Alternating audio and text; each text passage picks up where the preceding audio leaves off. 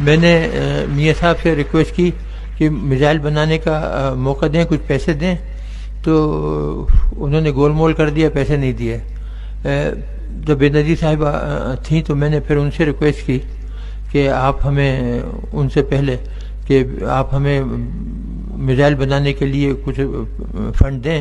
تاکہ ہم delivery system بھی ہو، ورنہ ایٹم بم اگر ویسے ہی رکھا ہوا ہے تو اس کا کیا فائدہ ہوگا، کچھ بھی نہیں ہو سکتا۔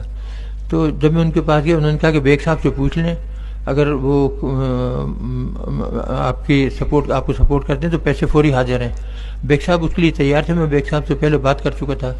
انہوں نے کہا کہ بیگ صاحب نے کہا فوری ان کو فون کر کے جی میں تیار، میری مرضی ہے اور میں اس کو بہت اچھا پروگرام سمجھتا ہوں، تو ڈاکٹر صاحب کو فوری پیسے دے دیے جائیں۔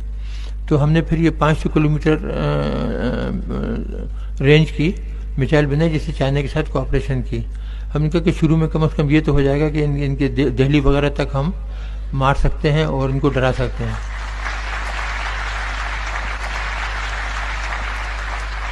اور بعد میں ہم نے پھر 1500 کلومیٹر کی یہ غوری میزائل جو تھی وہ بنائی، اور یہ ہم نے 6 اپریل غالباً 98 کو فائر کی، تو وہ گئی بلوچستان میں جا کے دلبندین کے قریب ٹارگیٹ پہ جا کے گری۔ بس جب یہ میزائل فائر ہوئی ایک تو کسی کو پتہ ہی نہیں تھا کہ ہم کوٹے میں یہ کام کر رہے ہیں، تو اس طریقے سے ہم نے وہ میزائل فائر کی، جب وہاں گری تو ہندوستان کا تو دم ہی نکل گیا۔ اور جب وہاں اس وقت ہمیں لوگوں نے بتایا کہ ایک سفارتی فنکشن میں وہاں ایک ہندوستان کے ایئر چیف نے بتایا کہ اب تک تو ہم پاکستان پہ بہت بھاری تھے، ہم جب چاہتے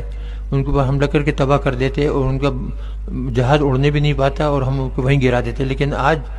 جو پاکستان نے یہ موبائل میزائل لانچ کی ہے 1500 کلومیٹر کی، اب وہ ایڈوانٹیج ہمارا ختم ہو گیا۔ تو یہ بات تھی۔ اب